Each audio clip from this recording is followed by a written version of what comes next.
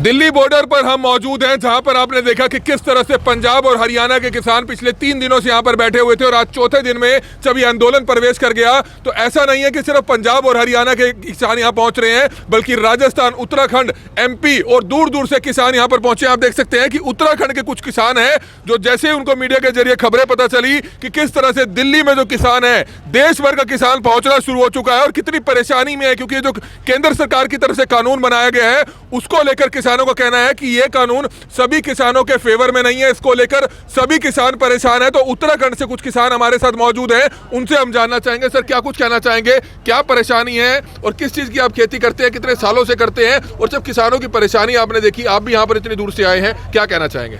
नमस्कार साथियों, जब हमने देखा कि पिछले 3 दिनों से पंजाब और हरियाणा के लोगों ने यहाँ सिंधु बॉर्डर के ऊपर मोर्चा लगा रखा है, तो हम लोग भी कल वहाँ से उत्तराखंड से और उत्तर प्रदेश से सब लोग चले और चलने के बाद हम गढ़ रुके थे रात को और सुबह हम पहुँचे तो हम ये उसमें चले गए थे बुराड़ी में चले गए, तो वहाँ से हमें लोगों को निकलने नहीं दिया और बहुत सारे साथी हमारे किसान वहाँ फंसे हुए हैं अभी भी। मेरा जितने भी लोग हैं सबसे निवेदन है बुराड़ी ना जाएं, क्योंकि वह हम तो बड़ी मुश्किल से निकल के आए। ये आप देख सकते हैं बड़ी दिलचस्पी वाली बात है, क्योंकि हमने आपको कल दिखाया था कि किस तरह से देश के गृह मंत्री अमित शाह ने यह कहा था कि जो आपके लिए जगह चिन्हित की गई है बुराड़ी, आप वहां शिफ्ट हो जाइए और सरकार आपसे बातचीत करेगी। और इसी तरह की जानकारी जो यहाँ पर किसान जत्थेबंदी है उन्होंने कल प्रेस कॉन्फ्रेंस कर बताई थी कि बुराड़ी को सरकार ने अस्थायी जेल बनाया है, बल्कि सरकार जो है उनको किस तरह से एक धोखा देकर, अनकॉन्फिडेंस में रखकर उनको वहां ले जाना चाहती है। क्या कहना चाहेंगे? अमित शाह जो गृह मंत्री हैं उनकी तरफ से एक आ गया कि जो बुराड़ी में जगह बनाई गई है वहां पर जाइए और आपसे बैठकर बातचीत की जाएगी, लेकिन आज काफी किसान यहाँ पहुंच रहे हैं, उन्होंने सभी ने बताया कि वहां पर जो है अस्थायी जेल बनाई गई है, वहां तो किसानों को बंधक बना लिया जाता है, बिठा लिया जाता है, ऐसी बातें। बंधक बना लिया था, हम लोगों को भी बंधक बनाया था, हम तो बड़ी मुश्किल से वहाँ से निकल के आए हैं। अभी बहुत सारे साथी हमारे वहाँ पे हैं, बहुत सारे किसान जो पंजाब के भी कुछ किसान हैं किसी एक जिले के, वो उन लोगों को भी निकलने नहीं दे रहे हैं। तो हमारे कई साथी तो वहाँ रह गए, कईयों को उसके बाद उन्होंने कहा कि अगर आपने जाना है तो आप वहाँ यूपी और उत्तराखंड जाओ वापस, हम पुलिस पिकेट आपके साथ जाएगी और हम छोड़ के आएंगे।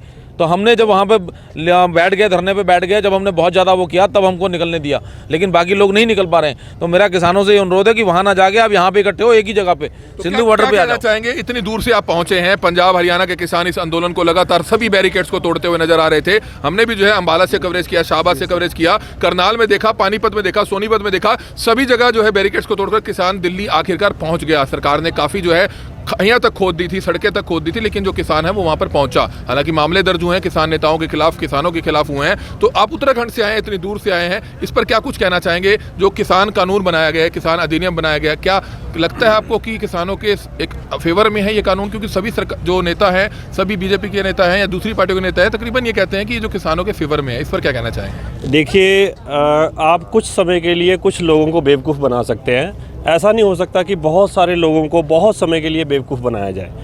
तो किसान का ये आंदोलन इटसेल्फ प्रूफ है कि ये हमारे फेवर में नहीं है, और अगर हमारे फेवर में है तो 3 महीने से हमारा आंदोलन चल रहा है, हमें वो समझा देते, नहीं समझाया। हम लोग जो है उत्तराखंड से कल चले, हमें यूपी में रोका गया, हम पहले 3 दिन से वहाँ से प्रयास कर रहे हैं, लेकिन कल हमें वहाँ से, हम बड़ी मुश्किल से वहाँ से निकले, उसके बाद हम यहाँ पर पहुँचे। जैसे भाई साहब ने बताया कि बुराड़ी में हमें वहाँ पर जो है रोका गया।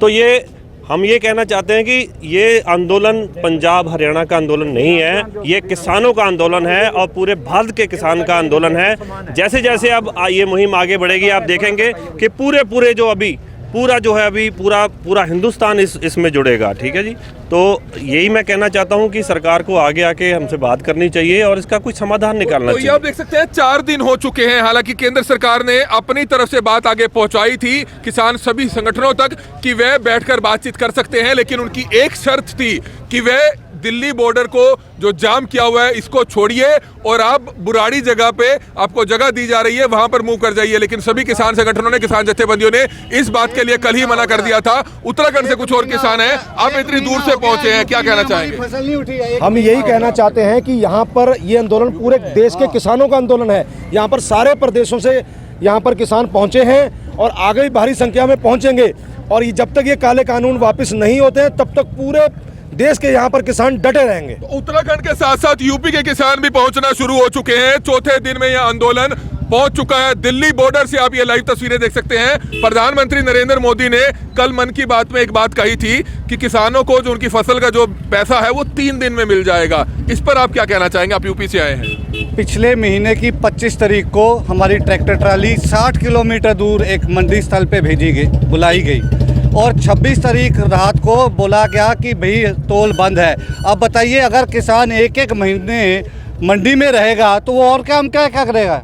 और एमएसपी कहाँ है? आपको शायद इस बात का बिल्कुल भी आभास नहीं है। हमारे क्षेत्र में किसानों ने 950 रुपये पर धान बेचा है। 950 पर एमएसपी कितनी है? हम कैसे इनकी बात पे विश्वास कर ले? मोदी जी जब हमारे ज़िला में आए थे 2014 के चुनाव में, 19 के चुनाव में भी, तो उन्होंने बोला था कि किसानों को 14 दिन में भुगतान होगा गन्ना पेमेंट का। और 2 साल हो गए हैं, 2 साल। बजाज हिंदुस्तान की मिल है पलिया में, 2 साल हो गए। यहाँ बताइए, 2 साल हमारे को पेमेंट नहीं मिल रही। हम कहाँ जाएंगे? हम मर जाएं क्या? हम पाकिस्तान के लोग हैं, हम दिल्ली क्यों नहीं जा सकते? क्या हमारी राजधानी नहीं है दिल्ली? तो हम कैसे इस जुमलाबाज सरकार का विश्वास कर लें? तो परेशानी में सभी किसान हैं और लगातार हम आपको दिखा रहे थे कि हरियाणा पंजाब से बड़ी संख्या में किसान दिल्ली में डेरा डाले हुए थे। वहीं अब उत्तराखंड से और किस तरह से आपने देखा कि कई इलाकों से जो है किसान पहुंचना शुरू हो चुके हैं। उत्तर प्रदेश के किसानों से हमने बातचीत की, उत्तराखंड के किसानों से बातचीत की और सभी किसान काफी ज्यादा नाराज आ रहे थे। आप क्या बताना चाहेंगे? आप कहाँ से आए हैं? हम डिस्ट्रिक्ट सोनीपत हरियाणा से आए हुए हैं और मोदी सरकार के खिलाफ आए हैं, जो कि हमारे एमएसपी और अध्याय ये काले कानून बनाए हैं। इनकी वजह से किसान हर वर्ग से परेशान है।